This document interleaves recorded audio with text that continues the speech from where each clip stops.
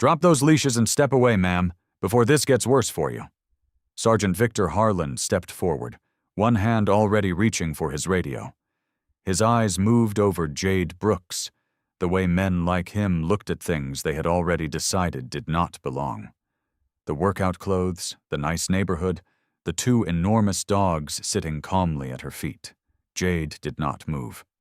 She stood in her running clothes, sweat still glistening on her skin, her hands tightened on two tactical leashes attached to two very still and focused German shepherds.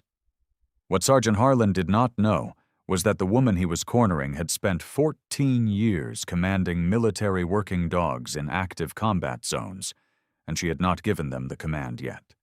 Before continuing, comment where in the world you are watching from, and make sure to subscribe, because the next story is one you cannot miss. The bowls were Finn's job. He had made that very clear when they first moved in.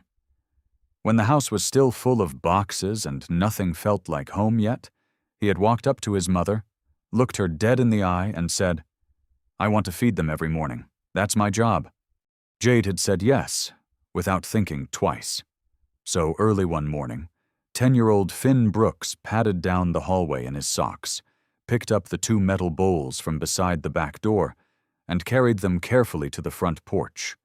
Zeus and Aries were already there, sitting straight and still in the early light, like they had been waiting for hours. Their tails moved just slightly when they heard the screen door creak open. "Morning," Finn told them. He set the bowls down with the serious focus of a kid who understood this was real work. Inside, his mother was lacing her shoes. Dr. Jade Brooks was 36 years old. She was lean and sharp-eyed, the kind of fit that came not from a gym, but from years of hauling equipment, running drills, and surviving things that most people only ever saw in movies. She had enlisted in the United States Army at 18. She had served 14 years working military dogs in places the news barely mentioned. She had earned a doctorate in veterinary sciences during her final 2 years of service, stubbornly, relentlessly between deployments and briefings, because she refused to leave the Army with nothing but a limp and a memory. She had the limp anyway from a combat injury she never talked about. She never talked about a lot of things. She clipped the dual tactical leashes onto Zeus and Aries herself, even though Finn always offered to help. Old habit. You always secured your own equipment. Zeus, big, dark, 7 years old, with alert, amber eyes, stood still for the clip with practiced patience. Aries, a year younger and slightly leaner, pressed her nose briefly against Jade's wrist. "Let's go," Jade said. The neighborhood was quiet at this hour. That was one of the things she liked best about Clover Ridge. She had chosen it carefully for the school district, for the training contract she had signed with a federal K-9 program based 40 minutes south, and for the particular stillness of the streets at dawn. After 14 years of never being fully off duty, she had learned to treasure silence. She ran the same route most mornings, down Birchwood, left on Sutter, through the park path, then the shortcut back through the rear parking area behind her block, 3 miles, give or take. Zeus and Aries heeled beside her with the smooth automatic precision of dogs who had run 1,000 patrols in places far more dangerous than a Georgia suburb. The summer air was already thick and warm, pressing down even before the sun was fully up. Jade ran through it without complaint. She had run in worse. The parking area came into view as she rounded the back corner of her block. She saw them immediately. 2 police cruisers parked at a sharp angle across the entrance, noses touching, blocking the path completely. Not parked the way you would park if you were handling something nearby. Parked the way you would park to stop someone from moving forward. Her pace slowed. Zeus and Aries slowed with her. 2 officers stepped out. The first one, broad, mid-50s, with a permanent squint that made him look like he was always annoyed by something, rested a hand on the roof of his cruiser and looked at her like she was exactly what he had been expecting to find. His nameplate read, Harlan. The second officer, younger, hung back slightly near the passenger door. Harlan looked at Jade. Then he looked at Zeus and Aries, both leashed, both sitting calmly at her feet, and said in a flat, bored voice, "Got a report of 2 aggressive dogs running loose in this area. Going to need you to step back." He was looking directly at her leashed dogs as he said it. Jade stood perfectly still. Something cold moved through her. Not fear, but something older than fear. Recognition. She knew exactly what this was. "I'd like to know the nature of the complaint," she said. Her voice was level, measured. "These dogs are leashed and under my full control. I'm a retired Army K-9 handler and a licensed federal—" "Ma'am." Harlan cut her off like she had not spoken a word. "Ma'am." That was all he said. One word. Flat and final. Like a door being shut in her face. Harlan stepped forward. Not much. Just enough to make the space between them smaller. Just enough to make a point without saying it out loud. Behind him, Officer Klein moved quietly to the right, drifting wide, positioning himself at Jade's 2 o'clock. She clocked it immediately.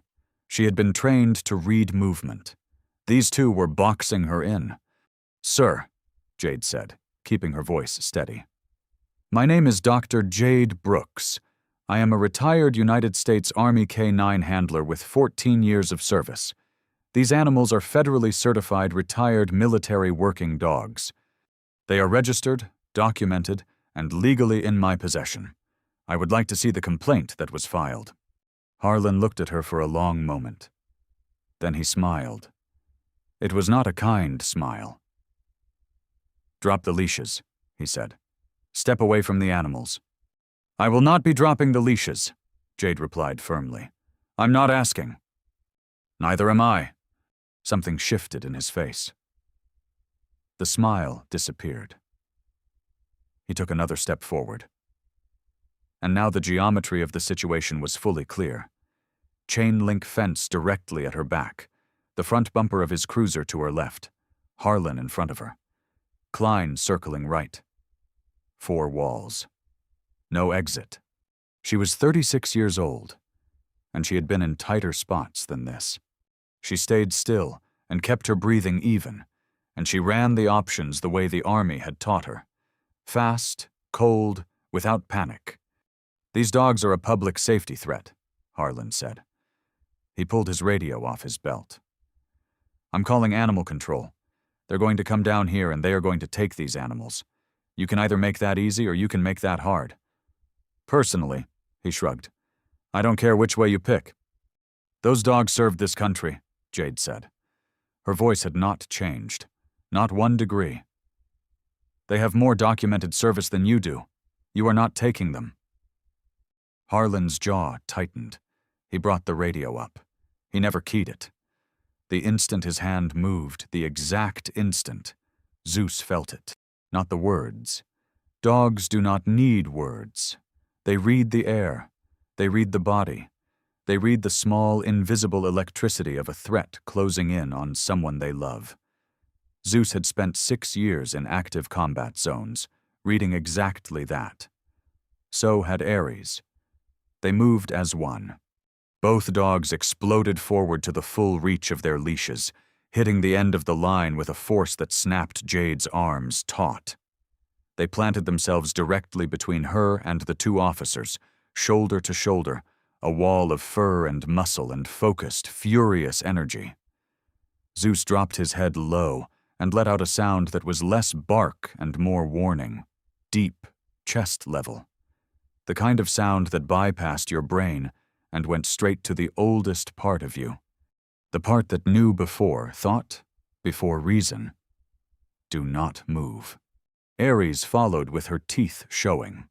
Not snapping. Not lunging further, just showing every ridge of her body locked in the rigid language of a trained military animal that had been given exactly one job and intended to do it. Both officers froze. Harlan stumbled backward hard, his hip catching the hood of his cruiser, his radio clattering against the metal. His hand flew up instinctively. His face had gone the color of old chalk. Klein slammed flat against the chain-link fence, one arm raised in front of his face, one foot already pointed toward retreat. He did not move another inch. Neither of them did. 170 combined pounds of decorated military dogs stood between them and Jade, and the whole world went very, very still. Up the street on the front porch, Finn Brooks had set the food bowls down on the porch rail. He did not remember doing it. He had his tablet in both hands, held steady, aimed down the block. He was 10 years old, and his heart was hammering somewhere up near his throat, but his hands were not shaking. Not. His mother had always told him, "If something feels wrong, pay attention to it." He was paying attention. Next door, behind the thin white curtain of her front window, 71-year-old Evelyn Hayes pressed her phone flat against the glass. Her hands were steadier than she expected them to be. She had lived in this neighborhood for 31 years. She had seen enough. Jade looked at Harlan. He was breathing hard, his back against his own cruiser, not meeting her eyes. She gave the command. Quiet. Precise. Zeus, Aries, down. Both dogs came back to her sides instantly, sat and went still, ears up, eyes forward, watching. The silence stretched out like a held breath. Harlan was still pressed against his cruiser hood. His hand, the one that had reached for the radio, hung at his side like he had forgotten it was there. He was staring at Zeus and Aries, who were sitting calmly at Jade's feet now, watching him with steady, patient eyes. Jade let the silence sit for one more second. Then she said, evenly, "I can provide documentation of their federal military certification right now, Sergeant. Both dogs' full records. Would you like to see them?" Harlan said nothing. His jaw moved. Nothing came out. "I didn't think so," Jade said. She held his gaze for 3 full seconds, long enough for it to mean something, then clipped both leashes short and stepped around the front of his cruiser without rushing. She walked the way soldiers walk when they want you to know they are not running. Straight spine, even pace. She did not look back. Behind her, she heard Harlan find his voice again. "You haven't heard the last of this," he called out. His tone had gone hard and flat, the way men sound when they are embarrassed and trying to cover it with threat. "That's a promise." Jade did not stop walking. She made it all the way to her front door before her hands started shaking. Not on the street, not in front of him. She had given him nothing out there, not one visible crack, and she was not about to give it to herself until she was inside her own house with the door closed behind her. She had learned that in the army, too. Where you let it out matters just as much as whether you let it out at all. She sat down at the kitchen table. Zeus pressed himself against her leg and rested his big head in her lap, the way he always did when something was wrong. He had been doing it since Kandahar. She put her hand on the back of his neck and breathed. Her phone was already in her other hand. Marcus Hale picked up on the second ring. "It's Jade." She gave him the facts in order the way she would have written an incident report. Location, names, sequence of events, exact words spoken. No editorializing, no emotion in her voice. Marcus listened without interrupting, which was one of the many reasons she trusted him. When she finished, he was quiet for a moment, then, "Tell me the footage situation." "My son recorded from the porch. My neighbor recorded from her front window." Jade paused. "Do not post anything yet, but get copies of both recordings secured right now. Different devices, different locations. Do it before anything else." She was already standing up. Finn was still on the porch when she opened the front door. He was sitting on the top step with his tablet in his lap, Zeus and Aries flanking him automatically like they had always belonged there. He looked up at her with the careful expression of a 10-year-old who knew something serious had happened and was waiting to be told how serious. You recorded everything? Jade asked. He held up the tablet. The whole thing? She looked at him for a moment. This boy, his father's eyes, her own jaw, and felt something move through her chest that she did not have a word for. Good, she said. You did good, baby. Come inside. She called Evelyn after she uploaded both recordings to the shared drive Marcus had set up. Evelyn answered immediately, told Jade her footage was clear and steady, and that she had already saved it in 3 places because she had seen enough news stories to know things disappeared. Jade thanked her. She meant it. Marcus handled the rest. Soon the video was public. It spread rapidly, shared over 40,000 times. That evening, it was on 3 local news stations. The headline on one of them read, Army vets' military dogs stand down officers in Clover Ridge. Finn sat on the living room couch watching the share count climb on the tablet, Zeus warm and heavy against his side. He did not fully understand what 40,000 meant in terms of scale. Not really. He understood that people were watching, that those people were angry on his mother's behalf, that people were on their side. That felt enormous enough. Jade stood in the kitchen doorway watching him. Her hands had stopped shaking an hour ago. Her phone buzzed. Marcus texting, "Turn on Channel 7. She turned it on just in time to see Chief Lena Whitaker standing behind a podium in a pressed uniform, reading from a prepared statement in a careful, neutral voice. The incident was under review. The department took all such matters seriously. Sergeant Victor Harlan had been placed on paid administrative leave, pending the outcome of that review. Jade turned the television off. She stood in the quiet of her kitchen and allowed herself one long, slow breath. Maybe it was over, she thought. Maybe it was that simple. She almost believed it. The following morning arrived quietly. Jade was up before dawn, the way she always was, old habit from years of reveille that no amount of civilian life had managed to break. She made coffee, let Zeus and Aries out into the backyard, and sat at the kitchen table with her phone face down in front of her. She turned it over.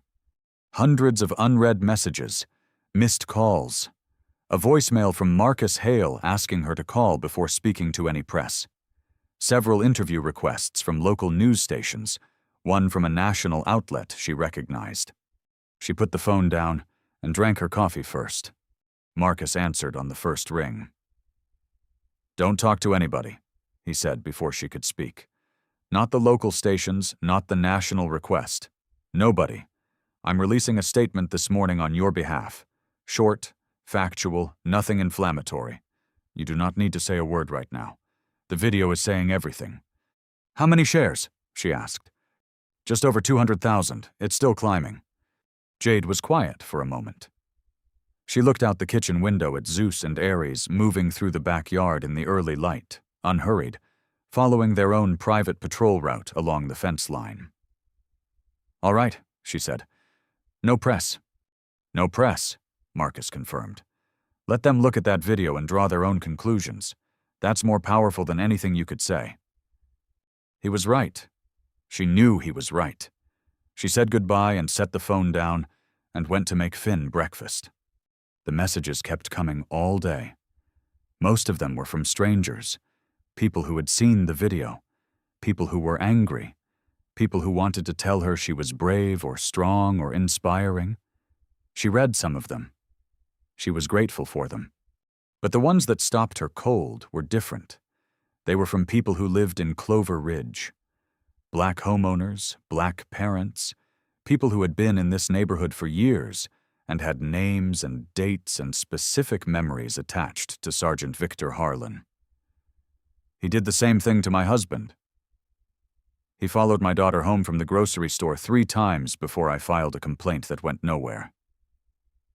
We stopped walking our dog past a certain corner because of that man."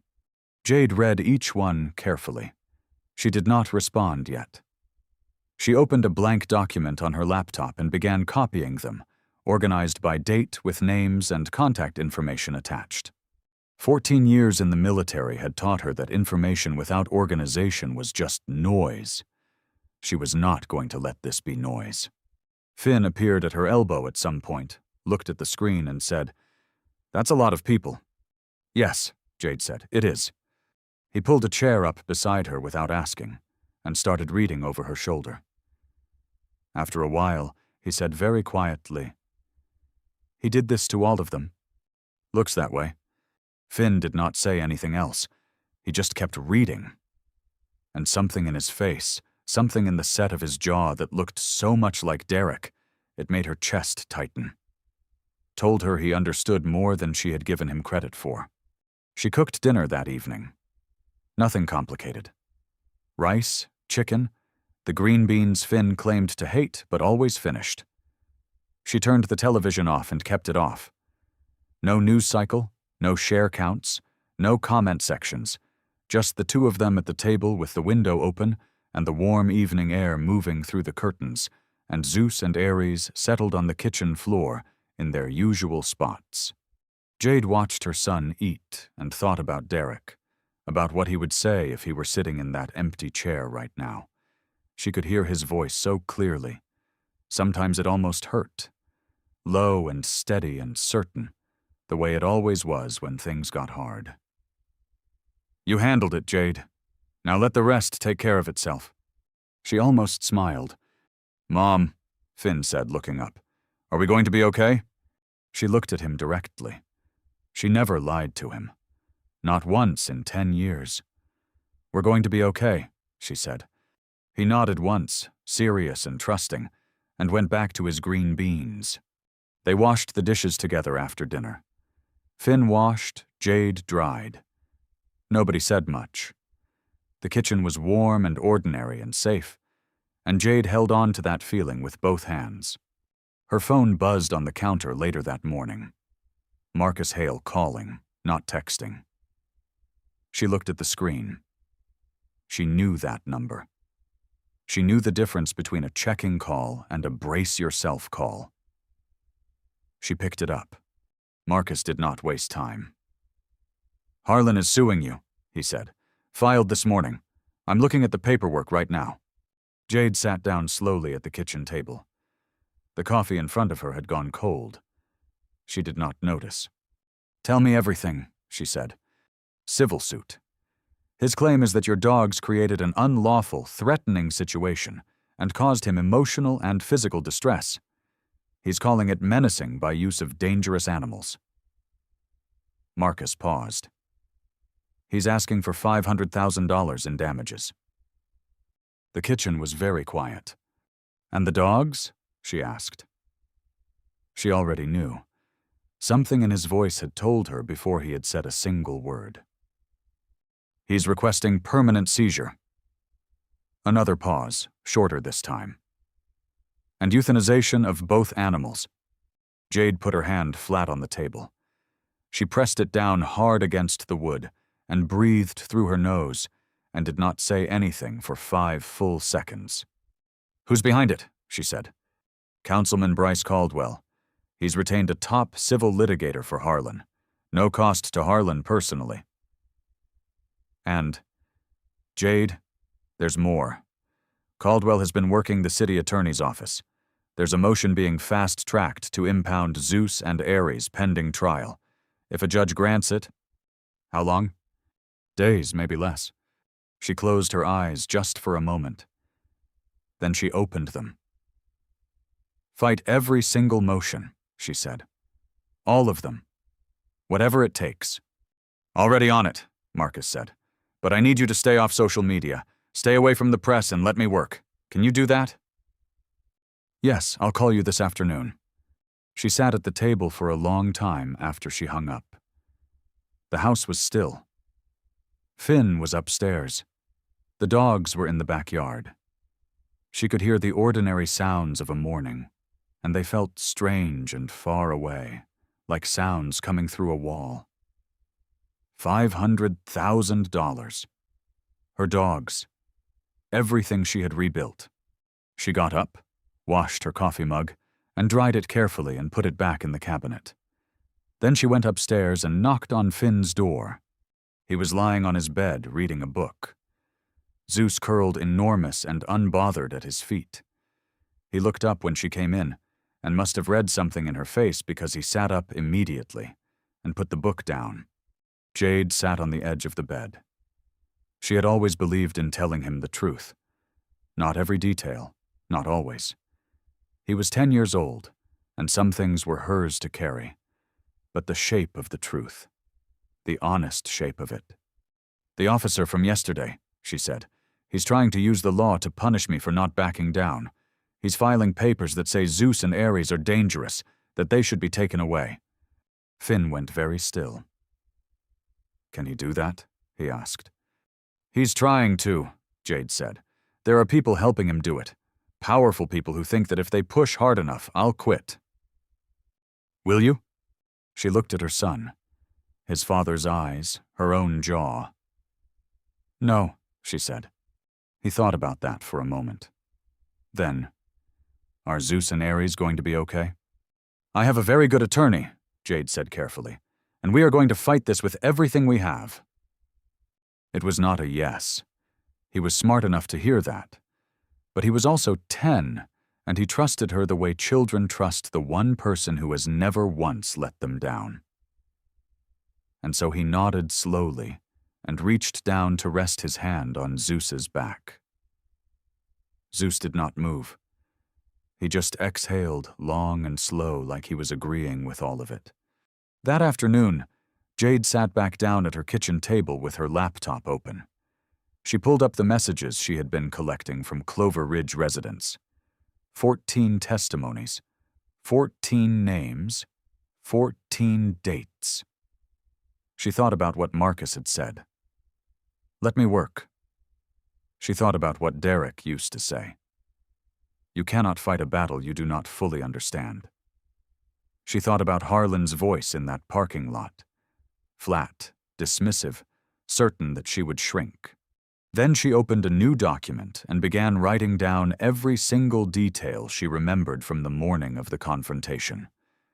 Location, exact words, exact movements in the precise, orderly way the Army had taught her to document an incident. If they wanted a fight, she was going to be ready for one. In the backyard, Finn's voice floated through the window, talking to Aries in the easy, unself-conscious way kids talk to animals, telling her everything was going to be fine. Jade kept writing. The morning came in hard and bright. Jade was already dressed when Marcus called. She had been up since before dawn, sitting with her legal pad and her coffee, running through everything she knew the way she used to run through mission briefings, looking for the weak points, the angles, the things that could go wrong. There were a lot of things that could go wrong. "I filed the emergency motions this morning," Marcus said. "We're asking the city court to block the impoundment entirely. The judge is Philip Owens. The hearing is set for this afternoon." "Owens," she repeated. She did not know the name. "He's been on the city bench for 11 years, Marcus said, and something careful in his voice told her the rest before he said it. "He and Caldwell go back a long way." Jade was quiet for a moment. "What are the odds?" she asked. Marcus did not answer immediately. That was answer enough. "Do it anyway," she said. Judge Owens denied the emergency stay without granting a hearing. Marcus called later that afternoon. His voice was controlled and professional, the way it got when he was managing his own reaction on top of delivering bad news. No hearing, no oral argument. He reviewed the written motion and denied it. The impoundment order stands. Jade, we have days. She wrote it on the top of her legal pad and circled it twice. "What's next?" she said. "Appellate court, state level. I'm already drafting the filing. It's a stronger argument at that level. Federal certification, federal protections. We have a better shot. But it takes time. We do not have a lot of it." "Then do not waste any more of it on this call," she said. "Go." She heard him almost laugh, brief, tight, grateful for the clarity. Then he hung up. Jade sat with the circled words on her legal pad. Days. She tore the page off, folded it, and put it in her pocket. She did not need to look at it again. She already knew. By the next morning, dozens of people were standing outside the Clover Ridge Municipal Building. Jade had not organized it. She had not asked for it. Someone in the neighborhood had put the word out overnight, and people had simply shown up with handwritten signs, with coffee and paper cups, with the particular energy of people who had been waiting for a reason to say something out loud. She drove past on her way to meet Marcus. She did not stop. She saw Evelyn Hayes near the front of the crowd in a yellow cardigan standing straight and unbothered in the morning heat, and felt something warm move through her chest. That evening, Councilman Bryce Caldwell appeared on the news. He was polished. That was the first thing you noticed. Silver-haired, well-dressed, the kind of man who had been performing reasonably well his entire career and had gotten very good at it. He sat across from the anchor and folded his hands on the desk and spoke in a low, measured voice that was specifically designed to sound like the only calm person in the room. "This is not about race," he said. "This is about public safety. 2 trained attack animals were used to intimidate sworn officers of the law. I do not care what your background is. I do not care what your service record says. No one in this city is above the law. No one." He looked directly into the camera when he said it. Jade watched from her kitchen. She noticed the way he said background and service record. Just enough acknowledgement to seem fair, just enough distance to seem neutral. She had heard that kind of language before. It was built for people who wanted permission to look away. It gave them the language to do it. Her phone started buzzing minutes after the segment aired. Some of the messages were supportive. Some were not. 3 people who had been vocal defenders of Jade in the comments section of the original video had gone quiet. She put the phone face down and turned to look at Finn, who was doing homework at the kitchen table and had not seen the broadcast. Good, she thought. Let him finish his homework. One interview request came in that she almost considered. A journalist who had covered police misconduct cases for years. But Marcus had been clear, and Marcus was right. The video was still doing its work. Words could be twisted. Footage was harder to argue with. She gave one short statement to the cameras outside the municipal building the following morning. 30 seconds. Factual. Calm.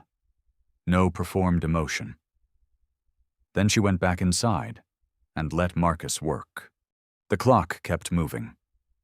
Days left on the clock. Jade was at the kitchen table with her laptop when Marcus called just after breakfast, his voice carrying that particular tightness she had learned to read like weather. "Harlan's attorney held a press conference this morning," he said. He released documents, military records. "Jade, they're saying Zeus has a history of attacking people." She was very still. "Pull it up," she said. "Read me exactly what they released." She heard papers moving. Then Marcus read it. A single paragraph from a military incident report stripped clean of every surrounding sentence. No investigation outcome, no clearance, no commendation, just the bare bones of one moment. A use of force incident during overseas deployment. A civilian contractor was injured. A military working dog identified as Zeus. That was all they had released. That was all they needed. She knew about the incident. She knew every detail of it the way you know the things that cost you the most. She had been 29 years old, months after Derek died, running on grief and discipline and nothing else, deep in her last deployment when everything came apart in the span of about 40 seconds. A civilian contractor had entered a secured area without clearance. He had been warned twice over the radio. He had ignored both warnings and kept moving toward a position where 2 soldiers were pinned down and exposed. Zeus had done exactly what he was trained to do, exactly what he was supposed to do, and the man had been injured before the situation was brought under control. The investigation had taken weeks. She had been fully cleared.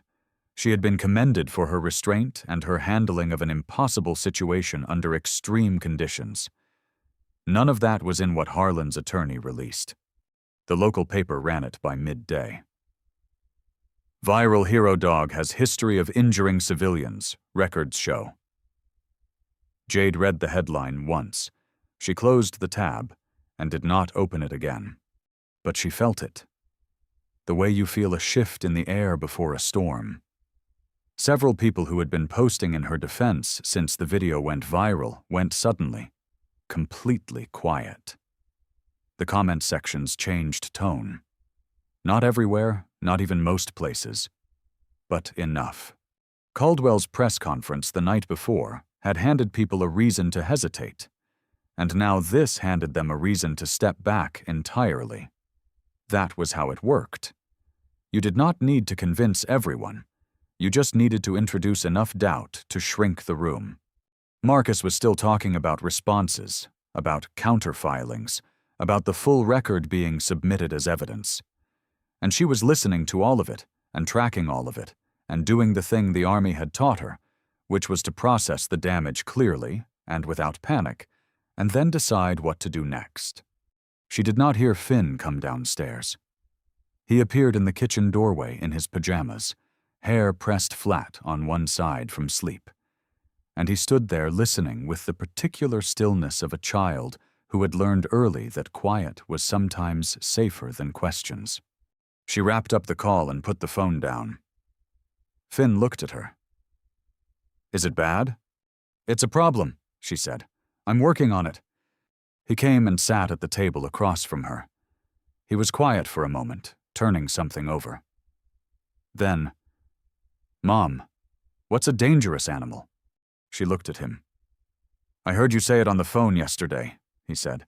"They're calling Zeus a dangerous animal." She closed the laptop. She folded her hands on the table. She thought about how much to say. And then she thought about Derek, who had believed that children deserved the truth in proportion to their ability to hold it, and that underestimating them was its own kind of harm. "Something happened a long time ago," she said, "when Zeus and I were still deployed. I was overseas. There was a man who went somewhere he was not supposed to go, and Zeus did his job, and the man got hurt. It was investigated completely. I was cleared. Zeus was cleared. I was actually given an award for how I handled it." Finn absorbed this. "So why are they using it?" "Because they took one piece of the story," Jade said, "and they cut off everything around it. They're hoping people will not look close enough to ask questions." He was quiet for a long time. The refrigerator hummed. Outside, a car passed slowly. "That's not fair," he finally said. "No," Jade agreed. "It isn't." He looked at her for another moment. Then he said very quietly, "Okay, Mom." He pushed his chair back and went upstairs. Zeus lifted his head, looked at Jade once, and followed him. The knock came the next morning. Jade opened the front door to find Evelyn Hayes standing on the porch in a pale blue house dress, holding a covered casserole dish with both hands and a USB drive balanced on top of the lid. Her white hair was neatly pinned. Her expression was the expression of a woman who had made a decision and was not second-guessing it. "I should have done this sooner," Evelyn said. "I'm sorry it took me this long." Jade opened the door wider. "Come in!" They sat at the kitchen table. Evelyn set the casserole down, chicken and rice still warm, and placed the USB drive beside it with the careful deliberateness of someone handing over something that mattered. "I've lived in this neighborhood 31 years, Evelyn said. She folded her hands on the table and looked at Jade directly. "I've watched that man, Harlan. I've watched him work this neighborhood for a long time, and I've seen things I did not know what to do with." "What kind of things?" Jade asked. "Twice," Evelyn said. "2 separate times on our street, 2 different families." She nodded toward the USB drive. "I recorded both of them. I filed reports both times and was told the matters had been reviewed and resolved. They were not resolved. Nothing happened." She paused. I kept the recordings because I did not know what else to do with them. I know what to do with them now. Jade picked up the drive. She turned it over in her hand. Evelyn, she said quietly. Thank you. The older woman waved a hand, like the thanks embarrassed her. Do not thank me. I should have pushed harder when it happened. You do what you can with what you know at the time. She stood and smoothed her house dress. Eat the casserole before it gets cold. Then she let herself out the front door. Marcus had the footage within the hour. He called back minutes after that, and his voice had shifted. She could hear it. The particular change that meant something significant had landed. This is real, he said. Both incidents are clear. Both involve Harlan and black residents on your street. One is from months ago, one from years back. This establishes a pattern, Jade. This is not one bad morning. This is documented repeated conduct. Can we use it? Absolutely. But I want to bring someone else in. There's an attorney, Lila Thornton, civil rights. She's won major cases against police departments in Georgia and Alabama. She's exactly what this case needs right now. I want to call her today. Call her, Jade said. Lila Thornton called back within the hour and joined the case before the afternoon was out. Lila was sharp and direct and moved fast. By the end of her first day on the case, she had filed a discovery motion requesting all records related to the original complaint. The call about aggressive dogs that had sent Harlan to that parking lot on that morning. Marcus had called it a long shot. The judge apparently disagreed. The records arrived the following morning. Jade was sitting at the kitchen table with Finn. He was eating breakfast. She was on her second coffee when her phone rang. It was Lila. The complaint was called in from an unregistered number, Lila said without preamble. We cannot trace it directly, but here's what matters. The call was made just before you left the house. Whoever made that call knew your routine. They knew what time you left, which route you took, and where to send Harlan to intercept you. This was not a response to a complaint about dogs. This was a setup. The kitchen was absolutely still. Finn was watching her face the way he always did when something important was happening. Quietly, carefully, not asking yet. Someone planned this, Jade said. Someone planned this, Lila confirmed, which means we are not dealing with one officer who had a bad morning and made a bad call. We are dealing with something that was organized deliberately in advance and aimed specifically at you. A pause. This case just got bigger, and we need to figure out who made that call and why. Jade stood up from the table and walked to the kitchen window. Zeus and Aries were in the backyard. The morning was already hot and bright and completely ordinary looking. She watched her dogs and thought about the word organized. She thought about who had the resources to organize something like this. She thought about Councilman Bryce Caldwell on that television screen, silver-haired, polished, hands folded on the desk, and the way he had looked directly into the camera when he said, "No one is above the law." "Find out why," she told Lila. One day left. Jade woke at dawn without an alarm. She lay in the dark for exactly 30 seconds, staring at the ceiling, then got up. She made coffee. She sat at the kitchen table with Zeus at her feet and waited for the sun to come up and thought about the word tomorrow and what it meant. Tomorrow, without intervention, 2 men she had never wronged would come to her door and take her dogs. She did not let herself stay in that thought for long. Staying in it was not useful. What was useful was Lila, who had been awake since before Jade, and had filed the emergency injunction at the state appellate level at dawn sharp. Jade had read the filing twice before she put it down. It was the cleanest legal argument she had ever seen. Direct, precise, no wasted words. The kind of document that had been built by someone who knew exactly which door she was trying to open and had cut the key specifically for that lock. The argument was simple, and it was airtight. Zeus and Aries were federally certified retired military working animals. Their classification under federal law superseded any local animal control ordinance. The city of Clover Ridge had never possessed the legal authority to seek their impoundment. The original motion was not just wrong, it was legally void from the moment it was filed. The appellate judge had the filing by mid-morning. Now they waited. The day moved the way days do when everything depends on something you cannot control. Slowly, heavily. Every hour felt longer than the one before it. Finn went to a friend's house in the morning, which Jade had arranged deliberately. She did not want him in the house if the news came back wrong. She wanted him somewhere ordinary and safe with a friend who had a trampoline and a dog of his own. Somewhere he could just be 10 years old for a few hours without the weight of it. Marcus called at midday with nothing new. Lila called too with the same. The appellate court was reviewing. That was all anyone could say. Jade cleaned the house. She folded laundry. She took Zeus and Aries on a slow walk through the neighborhood. Not her usual run, just a walk. The three of them moving through the afternoon heat at an easy pace. Neighbors she barely knew waved from their porches. One woman she had only spoken to twice came down her front steps and touched Jade's arm and said simply, "We're pulling for you." Jade thanked her and kept walking. Lila called in the late afternoon. "The injunction is granted." 3 words. Jade stopped walking.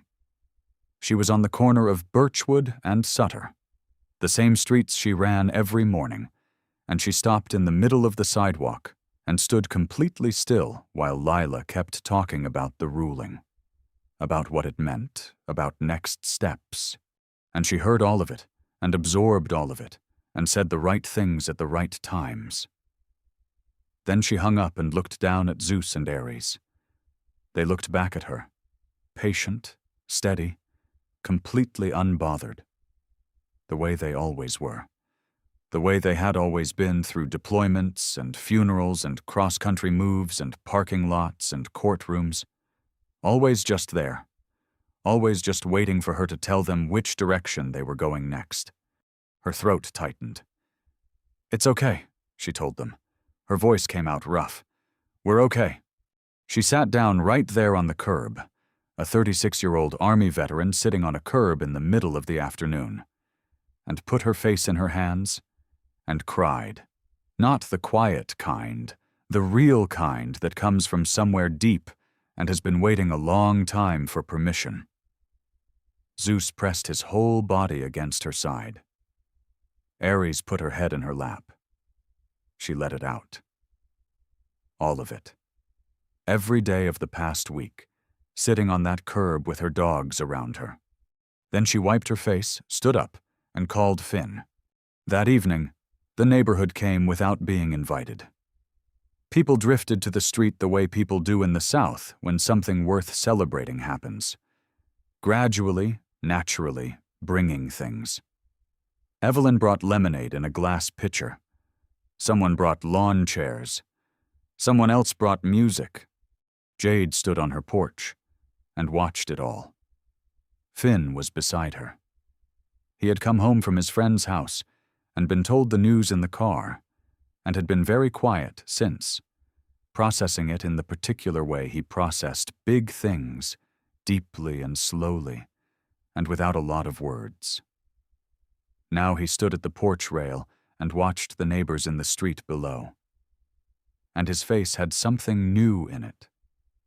Not just relief, something older than relief. Understanding. He was beginning to see, really see what his mother was made of. She noticed him noticing. She put her arm around his shoulders. They stood there together in the warm evening, and for the first time in days, the world felt like it might be all right. 2 days of peace. That was all she got. 2 days of breathing normally, of Finn sleeping without worry on his face, of Zeus and Aries moving through the house with their usual unbothered calm. 2 days of feeling like the worst of it was behind them. Then the morning ended that. Jade heard it on the radio first. She was in the kitchen making breakfast when the local news anchor's voice cut through the morning noise with the particular tone that meant something official had happened.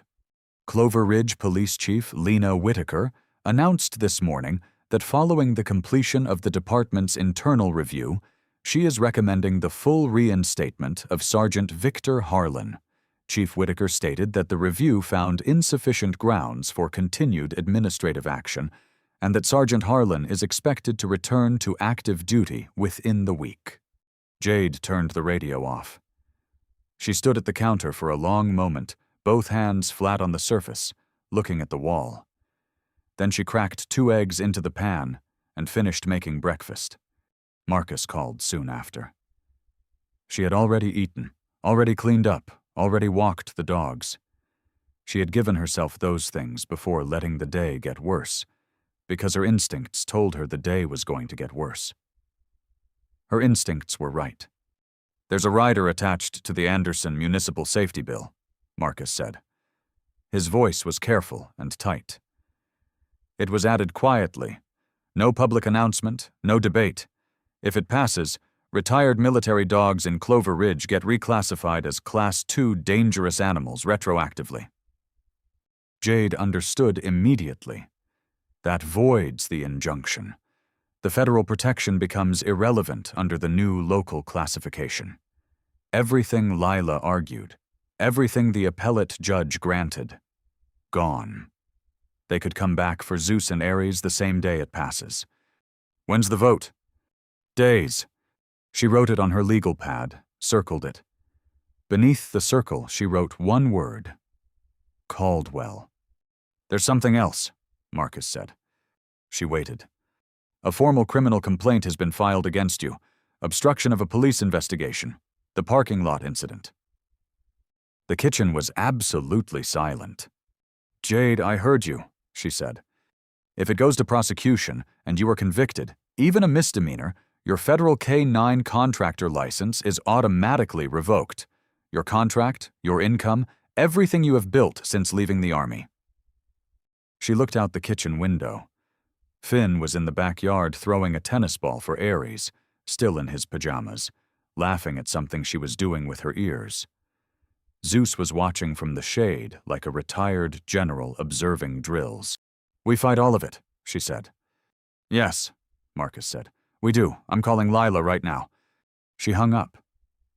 She stayed at the window for a while. She watched her son laugh. Then she went and sat at the kitchen table and opened her legal pad and began writing everything down. 3 blows in one morning. Harlan back in uniform. A legislative move to undo the one legal victory they had won. And now her career. The thing she had rebuilt from nothing. The thing that kept the lights on and put food on the table and gave her son stability after everything else had been taken. Sitting on a blade's edge. She wrote until the legal pad was half full. Then she stopped and sat with it. The house filled up around her slowly. Finn coming in from the backyard, making himself cereal, settling at the other end of the table with his homework spread out. He had learned in the particular way that children learn the things that matter, when to talk, and when to simply be present. He opened his notebook and started working without saying a word. They sat like that for a long time. The afternoon light shifted. The dogs settled on the floor between them. Jade stared at the legal papers. She was not reading them anymore. She was somewhere past reading, somewhere in the place where everything feels simultaneously too large to hold and too important to put down. Then Finn's voice came quiet and certain without looking up from his notebook. "Mom." She looked at him. "You always win," he said simply. "So just keep going." 10 years old. No drama, no performance. Just the uncomplicated certainty of a child who had watched his mother hold the whole world together for years and had never once seen her fail. She looked at her son for a long moment. She put her hand over his on the table. He turned back to his homework. That night, the house went quiet early. Finn in bed, dogs at the foot of his door. Legal papers spread across the kitchen table in careful, organized rows. Jade sat at the center of it all and stared at the wall and did not sleep. The rest of the house was dark and still. Finn was asleep. The dogs were stretched out on the kitchen floor, Aries on her side, Zeus with his chin on his paws, both of them breathing in the slow, even rhythm of animals with no reason to worry. Jade sat at the kitchen table and did not sleep. The legal papers were still spread in front of her, the same careful rows she had organized the night before. She had read through all of them twice since midnight. She was not reading them now. She was thinking, stripping everything down the way the army had taught her to strip a problem down. Remove the noise, remove the emotion, remove everything that is not the actual shape of the thing. And look at what is left. What was left was this: 3 attacks in one day. Harlan was reinstated. The writer, the criminal complaint, each one designed to hit a different part of her life. The dogs, her career, her freedom. 3 different weapons, one hand holding all of them. She picked up her pen. She called Lila at dawn. Lila answered on the second ring, wide awake, which told Jade she was not the only one who had not slept. "I need to talk through everything," Jade said. "All of it from the beginning." "I have been waiting for you to call," Lila said.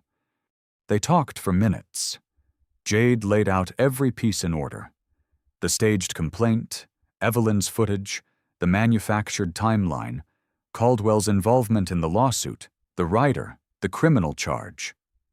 And Lila listened and asked sharp, precise questions, and by the end of it, they had the outline of 3 separate legal moves that needed to happen simultaneously.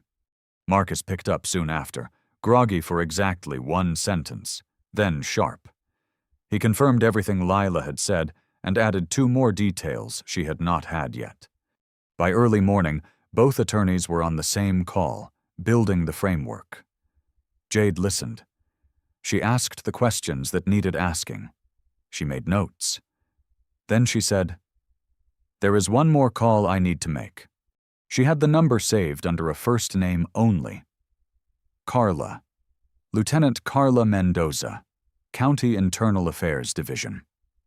They had met months ago at a federal K-9 training symposium. One of those brief, direct conversations you have with certain people where you both understand within minutes that you are cut from the same cloth. Carla handed her a card at the end of it and said quietly, "If you ever see something in Clover Ridge that needs to go somewhere safe, call me." Jade had held on to that card because she trusted her instincts about people. She had never called because she had not needed to. She needed to now. Carla picked up on the 3rd ring. "I have been watching this case," Carla said before Jade had finished her 2nd sentence. "Tell me everything." So she did. Carla was silent for a long time after Jade finished. Not the silence of someone processing. The silence of someone who already had pieces of this puzzle and was now holding the ones that completed it. "I have been building a case on Harlan for months," Carla said finally. "I have documentation going back years. What I have been missing is a direct line to whoever has been protecting him from above." "Caldwell," Jade said. "I suspected, but suspicion is not enough. I need something direct, something financial." A pause. "Is there anything that ties Caldwell to a personal benefit from what is happening to you specifically?" Jade looked at her legal pad. She thought about the discovery records. She thought about the thing Lila had said days ago. "This case is bigger than one bad officer." "Let me call you back," she said. She called Lila back soon after. "The discovery motion," Jade said. "The financial records we pulled from Caldwell's office. I need you to pull them again, all of them. Look for anything connected to private security firms, K-9 program contracts, anything related to what I do." Lila was quiet for exactly seconds. "Give me an hour," she said. It took less. When Lila called back, her voice had a different quality. Tight and focused, the way voices get when something important has just been confirmed. "Consulting fees," Lila said. "Caldwell has been receiving regular payments from a private security firm called Meridian Group. Meridian has been actively lobbying the city to take over Clover Ridge's K-9 training program." Jade's hand tightened on the pen. "Your contract," Lila said. "If the military dog classifications change, the city's existing K-9 contract resets. Meridian steps in. Caldwell gets paid." "How much is the contract worth?" Jade asked. The answer came back flat and clear. "Millions over several years." The kitchen was absolutely still. Jade set her pen down. Harlan was the instrument. She had known that.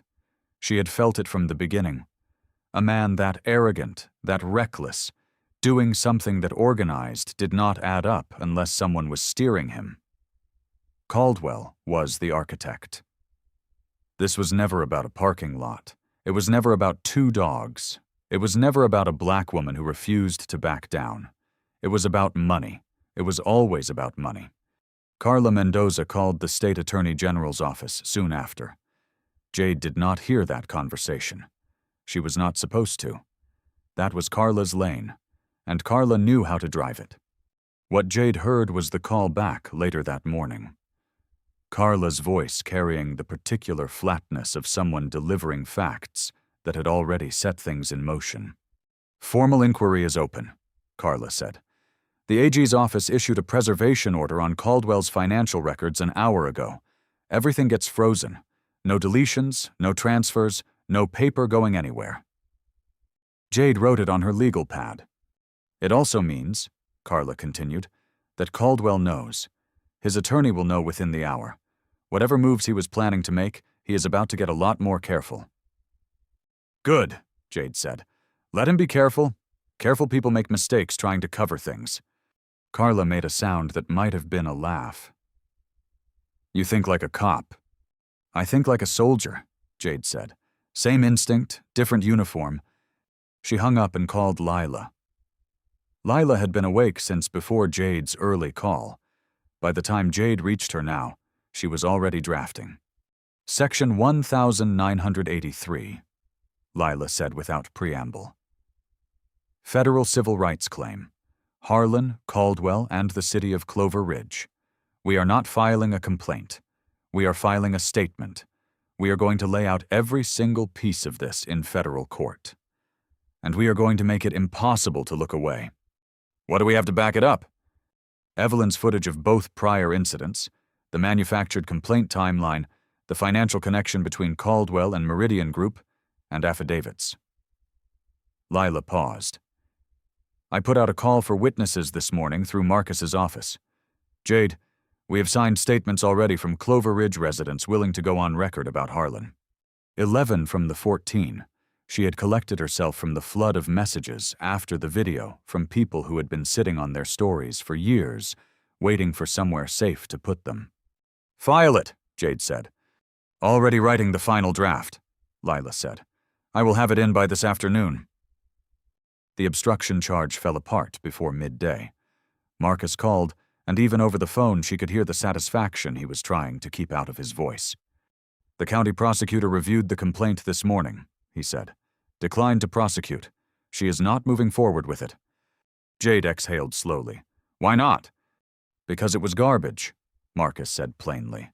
"The submission was so thin, she called me personally to let me know she found it, and I am quoting here, an embarrassment to the office. She is not someone who answers to Caldwell. She took one look at what they filed and wanted nothing to do with it." Jade wrote it down. Drew a firm line through a criminal complaint. 2 down. The writer was the last piece, and it fell the same afternoon. Lila had spent the morning on the phone with a federal Veterans Affairs advocate named Andrew Richards, no relation to the chief, who had been tracking the proposed legislation since it was quietly attached to the bill. By mid-afternoon, he had issued a public statement through the VA's regional office that was direct and unambiguous. The proposed classification of retired military working animals as Class II dangerous animals in Clover Ridge directly conflicted with federal protections afforded to decorated military animals, and any jurisdiction enacting such legislation would face immediate federal challenge. The statement landed like a stone in still water. By late afternoon, the state legislator who had attached Caldwell's rider, a man who represented a district 2 counties over and had apparently agreed to attach the language without fully reading it, issued a 1-paragraph statement saying he was withdrawing the rider pending further legal review. He did not want the fight, Lila told Jade. The moment he understood what he had agreed to, he was gone. Caldwell picked the wrong ally for that one. The Anderson Municipal Safety Bill passed that afternoon without the rider. Jade sat at the kitchen table as each update came in. Marcus calling, Lila calling. Carla sent a single text that said only preservation order is holding. A G is moving fast. Each time she picked up her pen and drew a line through something on her legal pad. Criminal complaint, line through it. Rider, line through it. Financial records frozen. She looked at the page when she was done. 3 blows Caldwell had swung that morning in one terrible wave. The reinstatement, the legislation, the criminal charge. All of it designed to break her from 3 different directions at once. 3 lines through 3 of them by end of day. 1 left standing. She circled Harlan reinstated on the page and looked at it for a long moment. That one she knew was going to take a little longer, but it was going to fall too. She was sure of it now. Days after the preservation order went public, Harlan's reinstatement was reversed. Jade heard it on the same radio she had turned off mornings ago. The same anchor, the same measured tone, a different story. The Clover Ridge Police Department announced this morning that Sergeant Victor Harlan has been returned to unpaid administrative leave, pending a formal state misconduct inquiry. The reversal comes in the wake of a state attorney general's financial investigation that has raised questions about the circumstances surrounding recent actions taken against local K-9 contractor Dr. Jade Brooks. She stood at the kitchen counter and let it wash over her. Not victory, not yet, but movement. The kind of movement that meant the ground under certain people's feet was no longer solid. She turned the radio off and poured her coffee. Lila called soon after. Harlan's attorney reached out this morning, she said. He wants to discuss settlement terms. Jade set her mug down. What did you tell him? I told him my client is not interested in money. Lila's voice carried the particular satisfaction of someone who had been waiting to say those exact words. I told him my client is interested in his badge. Silence on the line for a moment. How did he respond? Jade asked.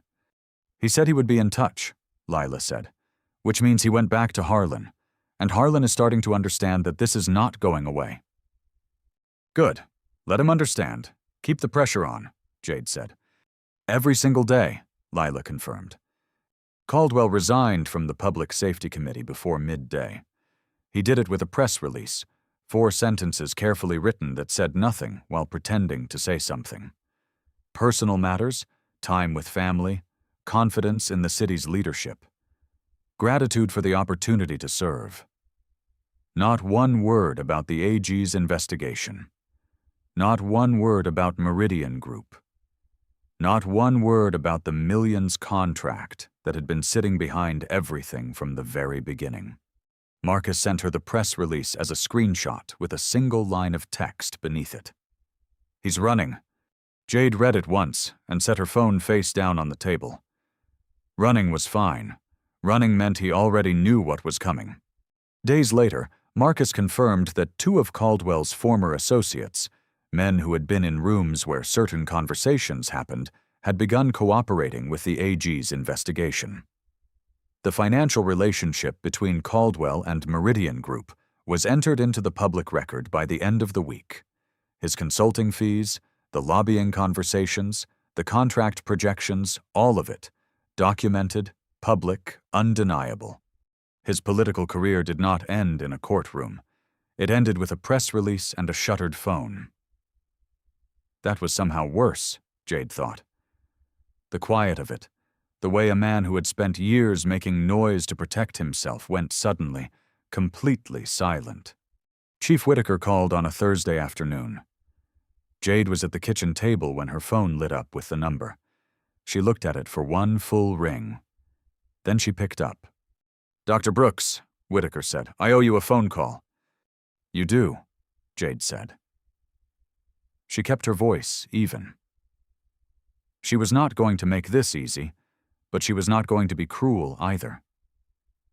Chief Whitaker was a black woman who had made a calculation under pressure and chosen the wrong side.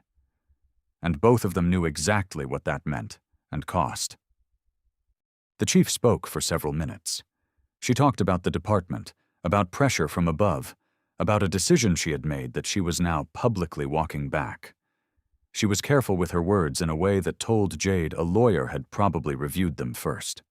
Jade listened to all of it without interrupting. When Whitaker finished, Jade said, "Chief, the decision about what kind of department you want to run, that's yours to live with, not mine." A long pause. "Yes," Whitaker said quietly. "It is." Days later, Chief Whitaker issued a public statement. It acknowledged Harlan's documented pattern of discriminatory conduct. It acknowledged the failure of the department's internal review process. It was measured and careful, and arrived several weeks too late. It was not enough. But it was on the record. And records, Jade had learned, had a way of lasting longer than the people who tried to bury them. She was still at the table when Finn's voice came from the hallway, easy and ordinary, cutting through the weight of the afternoon like a light under a door. "Mom, dinner." She looked at her legal pad. The list of circled items, each one crossed through. The work is still ahead. The work is already done. She closed the pad. "Coming," she called back. Weeks after the parking lot, Jade stood in front of the bathroom mirror at dawn and fastened the buttons of her army dress uniform one at a time. She had not worn it since her discharge.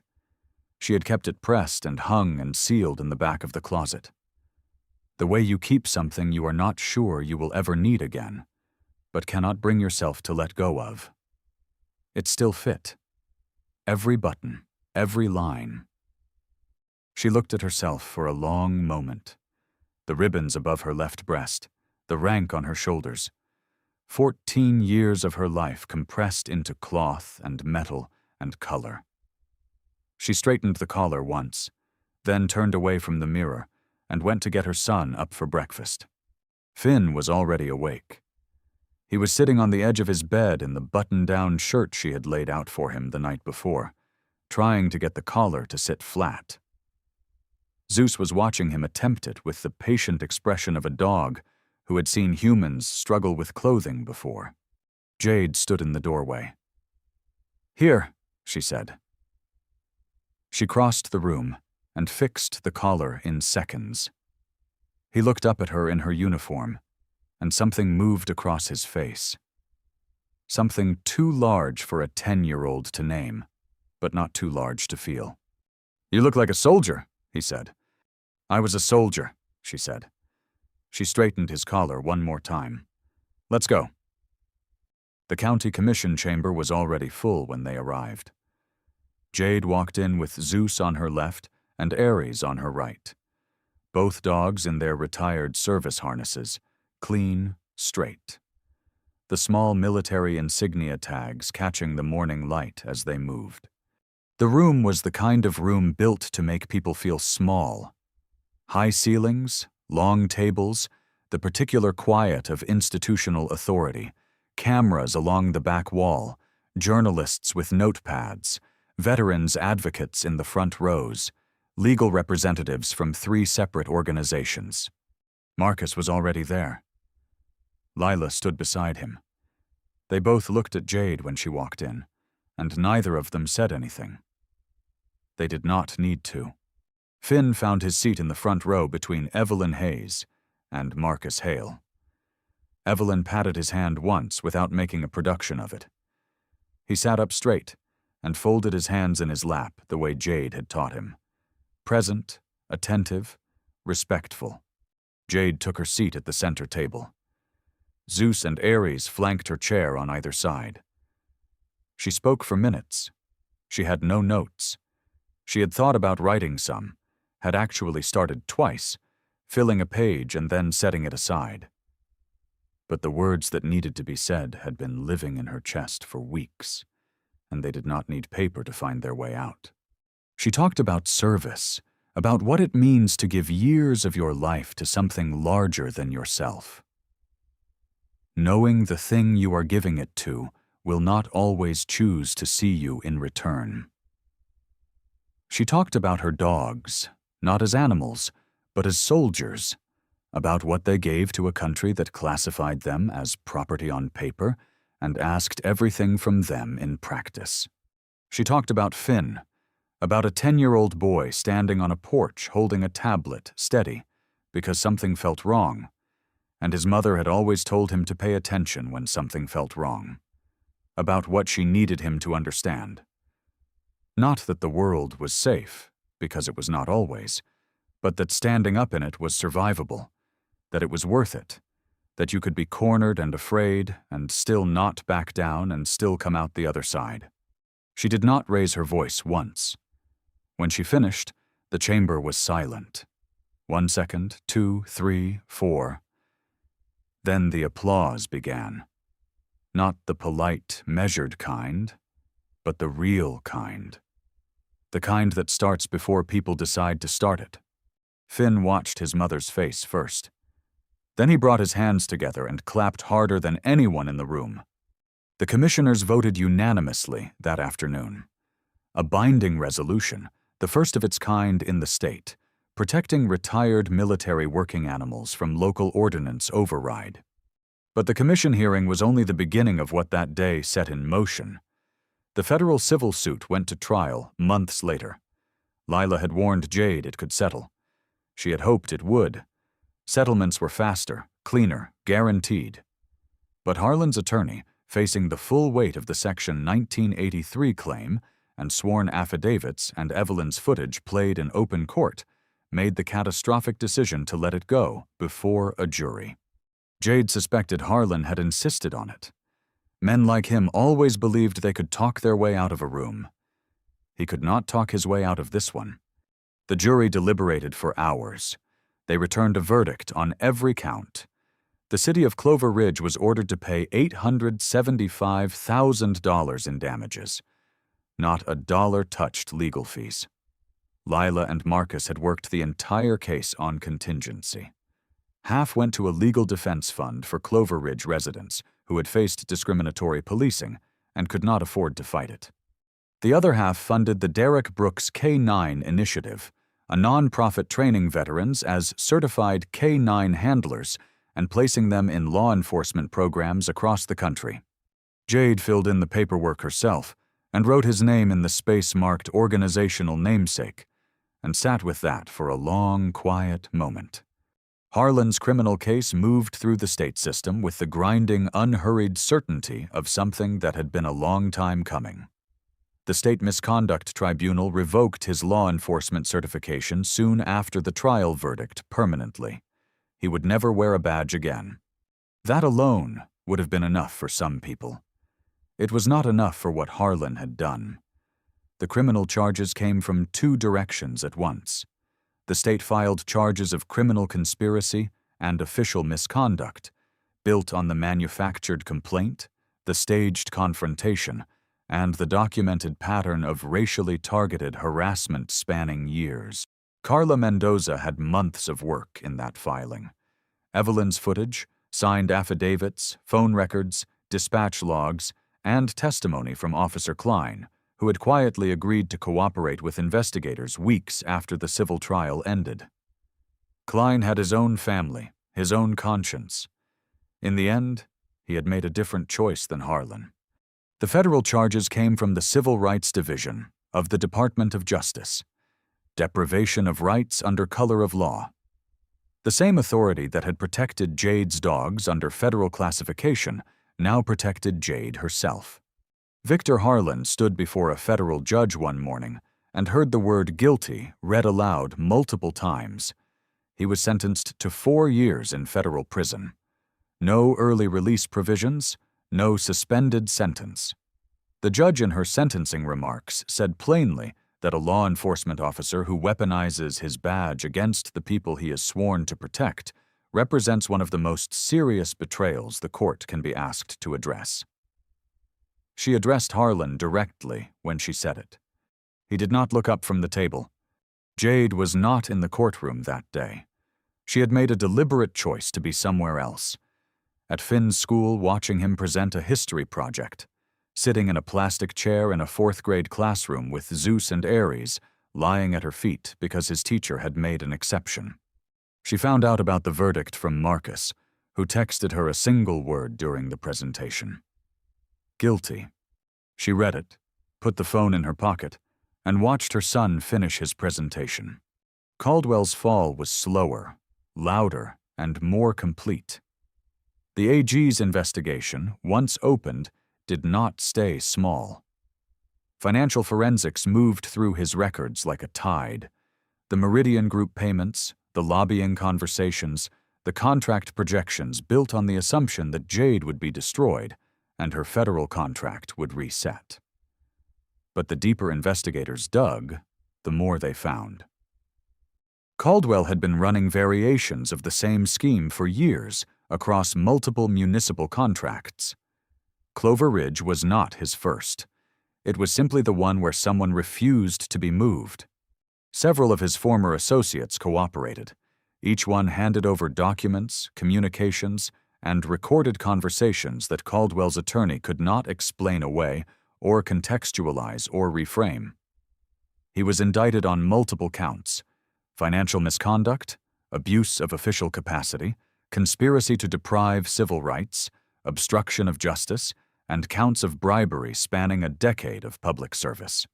His attorney negotiated for months, trying to engineer a plea that would keep his client out of a cell. The state attorney general declined every offer.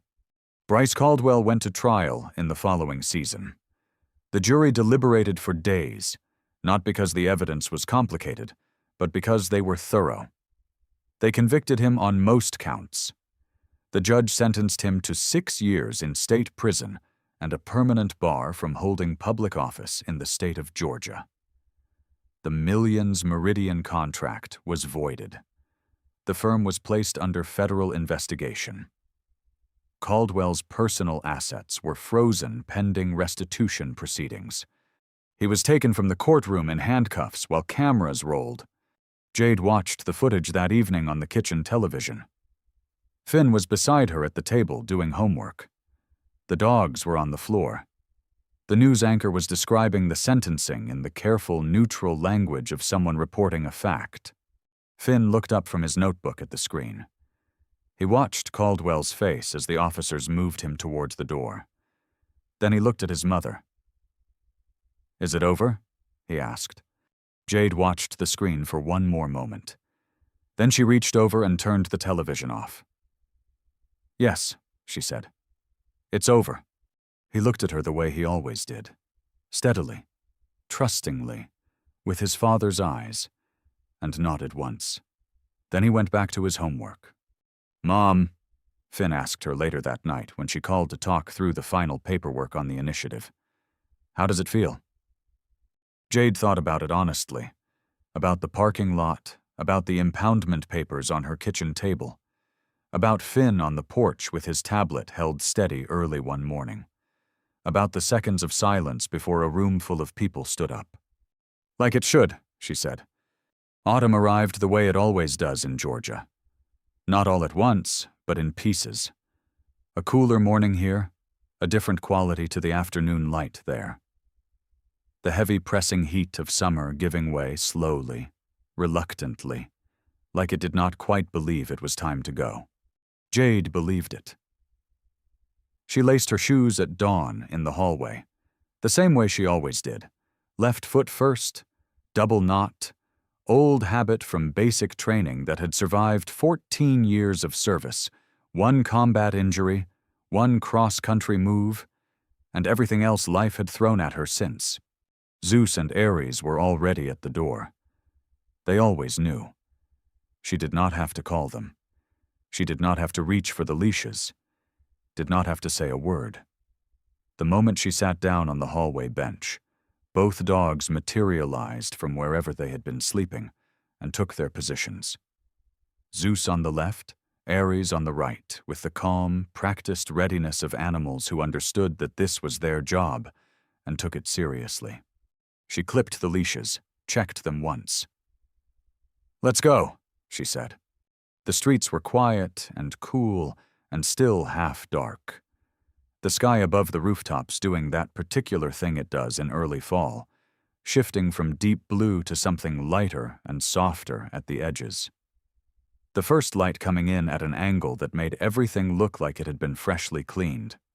Jade ran her usual route down Birchwood, left on Sutter, through the park path where the leaves were just beginning to think about turning. Past the house with the yellow door that always had wind chimes going, and the corner store that was not open yet, but had its lights on inside, and the stretch of sidewalk where the old oak tree roots had buckled the concrete into a small ridge she had learned to step over without breaking stride. She knew these streets now. All of them. Every crack, every slope, every place where the road dipped and caught rainwater. Months of the same route had made this neighborhood hers in the specific, quiet way that regular movement through a place eventually does. Not ownership, but belonging. The simple, earned familiarity of someone who has shown up every day and kept showing up. Zeus ran easy beside her, his breathing steady, his big paws finding the ground with the unhurried confidence of a dog who has run 1,000 miles and has no interest in rushing the next one. Aries matched his pace on her right, tail carrying its usual slow sweep, ears forward, reading the morning air. The parking area came into view as she rounded the back corner of her block. She did not slow down before it. She had made a decision about that weeks ago without quite naming it as a decision. Simply that she was going to run this route, the whole route, without adjusting her pace or her path for what had happened in that particular stretch of asphalt. But she did slow, just slightly when she reached it. She did not plan to.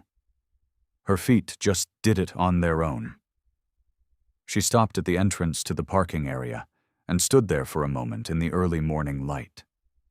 The same chain-link fence, the same cracked asphalt, the same narrow corridor between the fence line and the back of her block where 2 cruisers had once parked nose to nose to block her path. Empty now, completely.